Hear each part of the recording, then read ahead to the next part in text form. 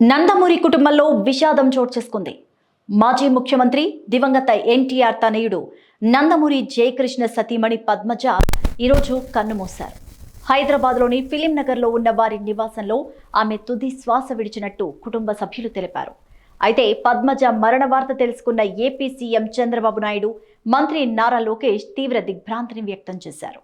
ఈ ఘటన తమ కుటుంబంలో విషాదాన్ని నింపిందంటూ ఎక్స్ వేదికగా పోస్ట్ చేశారు. బావమరిది నందమూరి జయకృష్ణ సతీమణి దగ్గుబాటి వెంకటేశ్వరరావు సోదరి పద్మజ మరణించారని తెలిసి దిగ్భ్రాంతికి లోనయ్యానన్నారు. ఈ ఘటన మా కుటుంబంలో విషాదాన్ని నింపిందని, పద్మజ ఆత్మకు శాంతి చేకూర్చాలని భగవంతుని ప్రార్థిస్తున్నాను అంటూ చంద్రబాబు నాయుడు ట్వీట్ చేశారు. మామయ్య నందమూరి జయకృష్ణ గారి సతీమణి పద్మజ అత్త కన్నుమూశారన్న వార్త నన్ను తీవ్రంగా కలిచివేసింది. మా కుటుంబానికి అన్ని వేళలా అండగా నిలిచే పద్మజ అత్త ఆకస్మిక మృతి మా కుటుంబానికి తీరని లోటన్నారు. ఆమె ఆత్మకు శాంతి చేకూరాలని భగవంతుణ్ణి ప్రార్థిస్తున్నాను అంటూ మంత్రి నారా లోకేష్ ట్వీట్ చేశారు.